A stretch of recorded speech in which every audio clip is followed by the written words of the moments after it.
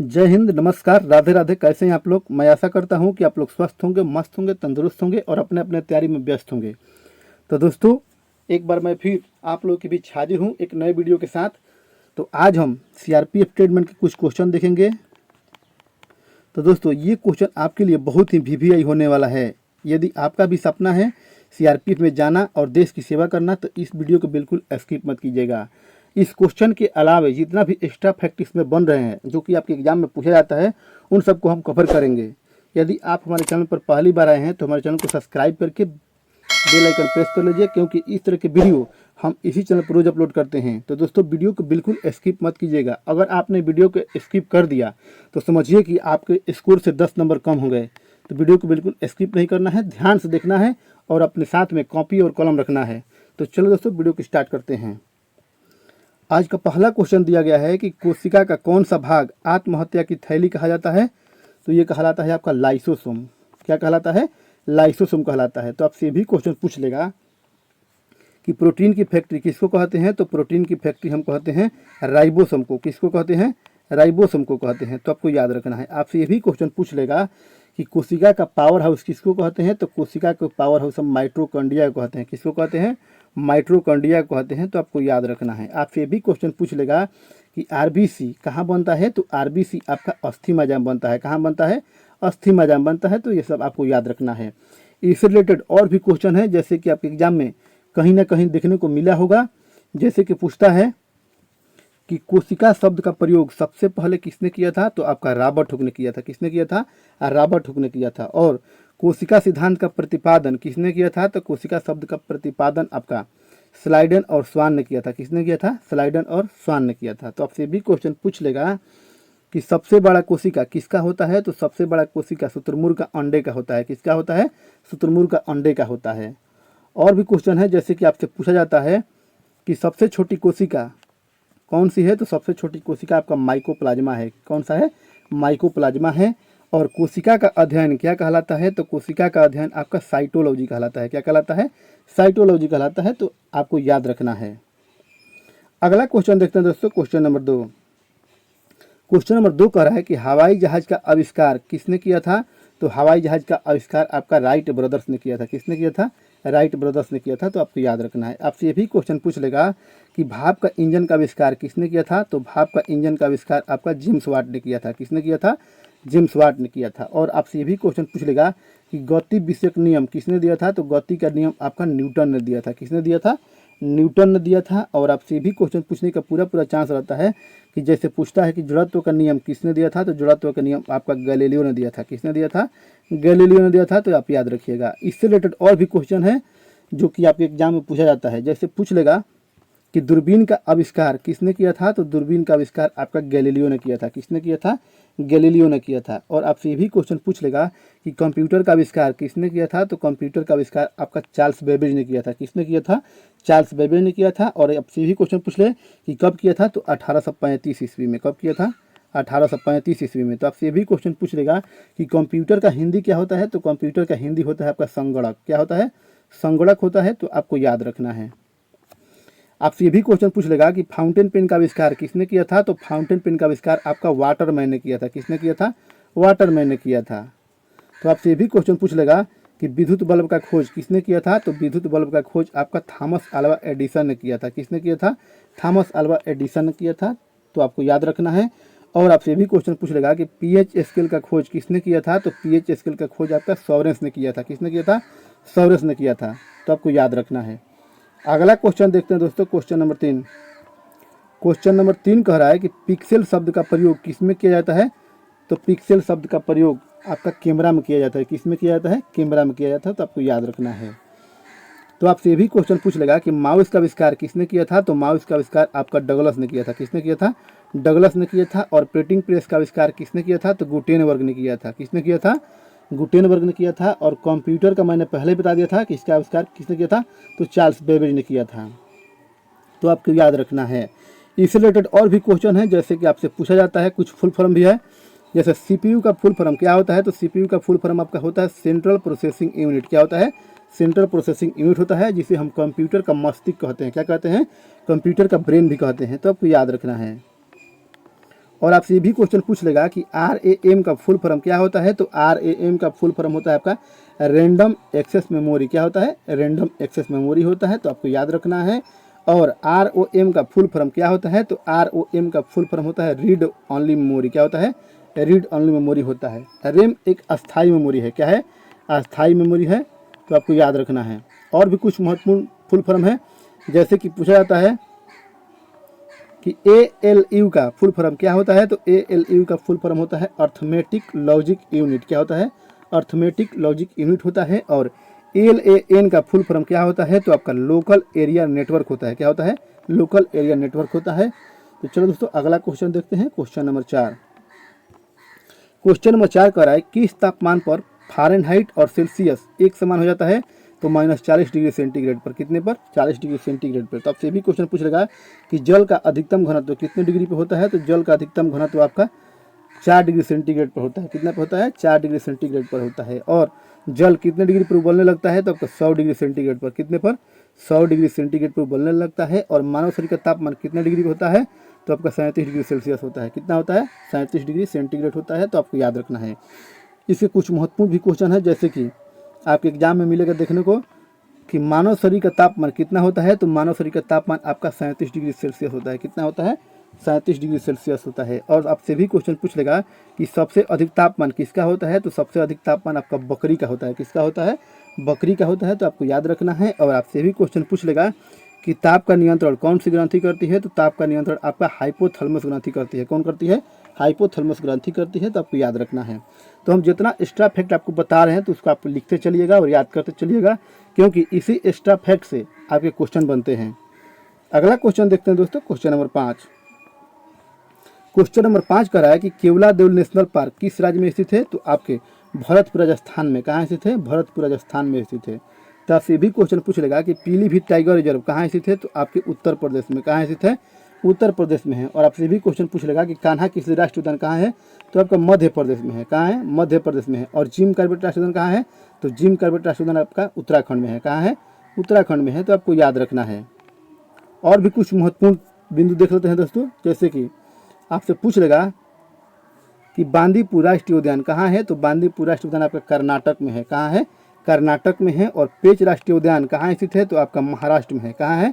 महाराष्ट्र में है। सिमलीपाल राष्ट्रीय उद्यान कहाँ स्थित है? तो आपके उड़ीसा में स्थित है। कहाँ स्थित है? उड़ीसा में स्थित है। और आपसे ये भी क्वेश्चन पूछ लेगा कि किबू लमजाओ राष्ट्रीय उद्यान कहाँ है? तो आपका मणिपुर में है। कहाँ है? मणिपुर में है। और काजीरंगा राष्ट्रीय उद्यान कहाँ है? तो आपके असम में है। कहाँ है? असम में है। और एक सिंग वाले गेंडा के लिए प्रसिद्ध है। किसके लिए प्रसिद्ध है? एक सिंग वाले गेंडा के लिए प्रसिद्ध है, तो आपको याद रखना है। अगला क्वेश्चन देखते हैं दोस्तों, क्वेश्चन नंबर 6। क्वेश्चन नंबर 6 कह रहा है कि अशोक ने बौद्ध धर्म कब अपनाया था? तो अशोक ने बौद्ध धर्म कलिंग युद्ध के बाद अपनाया था। कब अपनाया था? कलिंग युद्ध के बाद। तो आपसे भी क्वेश्चन पूछ लेगा कि कलिंग युद्ध कब हुआ था? तो 261 ईसा पूर्व में हुआ था। कब हुआ था? 261 ईसा पूर्व में हुआ था, तो आपको याद रखना है। तो आपसे भी क्वेश्चन पूछ लेगा कि कलिंग कहाँ है? तो कलिंग आपका उड़ीसा में पड़ता है। कहाँ पड़ता है? उड़ीसा में पड़ता है। इसके भी कुछ महत्वपूर्ण बिंदु देख लेते हैं दोस्तों, जैसे कि आपसे पूछा जाता है कि अशोक किसका उत्तराधिकारी था? तो बिंदुसार का। किसका था? बिंदुसार का। तो आपसे भी क्वेश्चन पूछ लेगा कि अशोक का पिता का नाम क्या था? तो बिंदुसार था। तो आपसे भी क्वेश्चन पूछ लेगा कि अशोक किस वंश से संबंधित है? तो आपका मौर्य वंश से। किससे है? मौर्य वंश से है। और मौर्य वंश के संस्थापक कौन थे? तो मौर्य वंश के संस्थापक आपके चंद्रगुप्त मौर्य हैं। कौन है? चंद्रगुप्त मौर्य है, तो आपको याद रखना है। आपसे ये क्वेश्चन पूछ लेगा कि अशोक गद्दी पर कब बैठा था? तो अशोक गद्दी पर 269 ईसा पूर्व में बैठा था। कब बैठा था? 269 ईसा पूर्व में बैठा था। तो आपसे भी क्वेश्चन पूछ लेगा कि अशोक ने बौद्ध धर्म की शिक्षा किससे ली थी? तो उपगुप्त से। किससे? उपगुप्त से। तो आपसे भी क्वेश्चन पूछता है कि अशोक का पुत्र और पुत्री का नाम क्या था? तो अशोक का पुत्र और पुत्री का नाम आपका महेंद्र और संघमित्रा था। क्या था? महेंद्र और संघमित्रा था। पुत्र का नाम महेंद्र था और पुत्री का नाम संघमित्रा था। तो आपको याद रखना है। आपसे ये क्वेश्चन पूछा जाता है बार बार कि श्रीनगर का स्थापना किसने कराया था? तो श्रीनगर का स्थापना आपका अशोक ने किया था। किसने किया था? अशोक ने किया था, तो आपको याद रखना है। अगला क्वेश्चन देखते हैं दोस्तों, क्वेश्चन नंबर 7। क्वेश्चन नंबर 7 कह रहा है कि भारत के रक्षा बलों का सर्वोच्च कमान किस में निहित होता है? तो आपके राष्ट्रपति में। किस में निहित होता है? राष्ट्रपति में। तो आपसे भी क्वेश्चन पूछ लेगा कि भारत के प्रथम नागरिक किसको कहते हैं? तो भारत के प्रथम नागरिक हम कहते हैं राष्ट्रपति को। किसको कहते हैं? राष्ट्रपति को। तो आपसे भी क्वेश्चन पूछ लेगा कि राष्ट्रपति के चुनाव लड़ने के लिए कितना आयु निश्चित है तो आपका 35 वर्ष। कितना होना चाहिए? 35 वर्ष होना चाहिए। और अधिकतम कितना होना चाहिए? तो अधिकतम की कोई सीमा नहीं है, तो आपको याद रखना है। तो आपसे भी क्वेश्चन पूछ लेगा कि राष्ट्रपति का वर्णन किस अनुच्छेद में है? तो अनुच्छेद 52 में है। किस में है? अनुच्छेद 52 में है। और आपसे भी क्वेश्चन पूछ लेगा कि राष्ट्रपति पर महाभियोग किस अनुच्छेद के तहत लगाया जाता है? तो अनुच्छेद 61 के तहत। किसके तहत? अनुच्छेद 61 के तहत। और क्षमादान की शक्ति किस अनुच्छेद में दिया गया है? तो अनुच्छेद 72 में। किस में दिया गया है? अनुच्छेद 72 में दिया गया है। इसके भी कुछ महत्वपूर्ण बिंदु देख लेते हैं दोस्तों। जैसे कि एग्जाम में क्वेश्चन बनते हैं कि वर्तमान में भारत के राष्ट्रपति कौन है? तो वर्तमान में भारत के राष्ट्रपति आपका द्रौपदी मुर्मू है। कौन है? द्रौपदी मुर्मू है। तो आपसे भी क्वेश्चन पूछ लेगा कि द्रौपदी मुर्मू का संबंध किस राज्य से है? तो आपके उड़ीसा से है। कहाँ से है? उड़ीसा से है। तो आपको याद रखना है। आपसे भी क्वेश्चन पूछ लेगा कि भारत के वर्तमान प्रधानमंत्री कौन है? तो आपका नरेंद्र मोदी है। कौन है? नरेंद्र मोदी है। तो आपसे भी क्वेश्चन पूछने का पूरा चांस रहता है कि ज्योतिपुंज पुस्तक का लेखक कौन है? तो ज्योतिपुंज पुस्तक का लेखक आपका नरेंद्र मोदी है। कौन है? नरेंद्र मोदी है। तो आपसे भी क्वेश्चन पूछ लेगा कि वर्तमान में भारत के रक्षा मंत्री कौन है? तो आपका राजनाथ सिंह है। कौन है? राजनाथ सिंह है। और आपसे भी क्वेश्चन पूछने का पूरा चांस रहता है कि वर्तमान में भारत गृह मंत्री कौन है? तो आपके अमित शाह है। कौन है? अमित शाह है। और आरबीआई के वर्तमान गवर्नर कौन है? तो आपके शक्तिकांत दास है। कौन है? शक्तिकांत दास है। और नंबर की बात करूँ तो 25वें नंबर के हैं। अब तो आपको याद रखना है। आपसे ये भी क्वेश्चन पूछ लेगा कि वर्तमान भारत के सीडीएस कौन है? तो वर्तमान भारत के सीडीएस आपका अनिल चौहान है। कौन है? अनिल चौहान है। और प्रथम सीडीएस थे आपके जनरल बिपिन रावत। कौन थे? जनरल बिपिन रावत। आपको याद रखना है। अगला क्वेश्चन देखते हैं दोस्तों, क्वेश्चन नंबर 8। गोदान किसके द्वारा लिखा गया था? तो गोदान आपका मुंशी प्रेमचंद्र के द्वारा। किसके द्वारा? मुंशी प्रेमचंद्र के द्वारा लिखा गया था। तो आपसे ये भी क्वेश्चन पूछ लेगा कि अभिज्ञान शकुंतलम पुस्तक का लेखक कौन है? तो आपका कालिदास है। कौन है? कालिदास है। और आपसे भी क्वेश्चन पूछ लेगा कि यामा पुस्तक का लेखक कौन है? तो यामा पुस्तक का लेखक आपका महादेवी वर्मा है। कौन है? महादेवी वर्मा है। और आपसे भी क्वेश्चन पूछ लेगा कि रामचरितमानस का लेखक कौन है? तो रामचरितमानस का लेखक आपका तुलसीदास है। कौन है? तुलसीदास है। तो कुछ महत्वपूर्ण पुस्तक भी देख लेते हैं। जैसे कि आपसे पूछ लेगा कि सत्यार्थ प्रकाश पुस्तक का लेखक कौन है? तो आपके दयानंद सरस्वती है। कौन है? दयानंद सरस्वती है। और आपसे भी क्वेश्चन पूछा जाता है कि संवाद कौमुदी पुस्तक का लेखक कौन है? तो आपका राजा राम मोहन राय है। कौन है? राजा राम मोहन राय है। और इंडियन स्ट्रगल पुस्तक का लेखक कौन है? तो सुभाष चंद्र बोस है। कौन है? सुभाष चंद्र बोस है। और आपसे भी क्वेश्चन पूछ लेगा कि अनहैप्पी इंडिया पुस्तक का लेखक कौन है? तो अनहैप्पी इंडिया पुस्तक का लेखक आपका लाला लाजपत राय है। कौन है? लाला लाजपत राय है। और नील दर्पण पुस्तक का लेखक कौन है? तो आपका दीनबंधु मित्र है। कौन है? दीनबंधु मित्र है। तो आपको याद रखना है। अगला क्वेश्चन देखते हैं दोस्तों, क्वेश्चन नंबर 9। क्वेश्चन नंबर 9 कह रहा है कि हीमोग्लोबिन में कौन सा धातु मौजूद होता है? तो आपका लोहा होता है। कौन सा होता है? लोहा होता है। तो आपको याद रखना है। तो आपसे भी क्वेश्चन पूछ लेगा कि लोहा का संकेत क्या होता है? तो लोहा का संकेत आपका Fe होता है। क्या होता है? Fe होता है। उसी प्रकार पूछ लेगा कि तांबा का संकेत क्या होता है? तो तांबा का संकेत आपका Cu होता है। और मैग्नीशियम का संकेत क्या होता है? तो मैग्नीशियम का संकेत आपका Mg होता है। क्या होता है? Mg होता है। और जस्ता का संकेत क्या होता है? तो जस्ता का संकेत आपका Zn होता है। और भी कुछ महत्वपूर्ण क्वेश्चन है दोस्तों। जैसे कि आपसे पूछ लेगा कि दांत और हड्डियों में क्या पाया जाता है? तो आपका कैल्शियम पाया जाता है। क्या पाया जाता है? कैल्शियम पाया जाता है। और विटामिन सी का सबसे अच्छा स्रोत कौन सा है? तो आपका आंवला है। क्या है? आंवला है। और विटामिन ए का सबसे अच्छा स्रोत क्या है? तो आपका गाजर है। क्या है? गाजर है। इसके अलावा आपका पक्का आम भी है। तो आपको याद रखना है। और भी कुछ महत्वपूर्ण बिंदु है। जैसे कि आपसे पूछ लेगा कि विटामिन डी का सबसे अच्छा स्रोत क्या है? तो विटामिन डी का सबसे अच्छा स्रोत सूर्य का प्रकाश है। क्या है? सूर्य का प्रकाश है। और हरी सब्जी में क्या पाया जाता है? तो हरी सब्जी में आपका लौह तत्व पाया जाता है। तो आपको याद रखना है।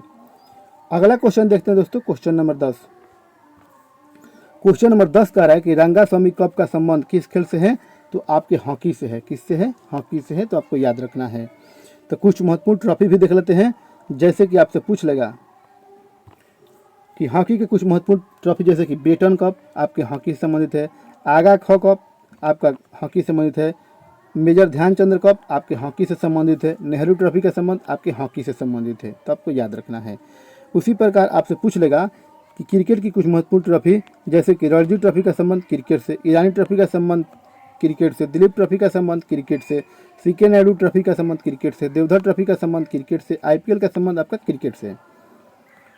और भी कुछ महत्वपूर्ण ट्रॉफी है। जैसे कि आपसे पूछ लेगा कि फुटबॉल की कुछ महत्वपूर्ण ट्रॉफी, जैसे कि डुरंड कप का संबंध फुटबॉल से, रोवर्स कप का संबंध फुटबॉल से, आशुतोष मुखर्जी ट्रॉफी का संबंध फुटबॉल से, संतोष ट्रॉफी का संबंध फुटबॉल से, मर्डेका कप का संबंध फुटबॉल से, सुब्रतो मुखर्जी कप का संबंध आपके फुटबॉल से। और आपसे ये भी क्वेश्चन पूछने का पूरा चांस रहता है कि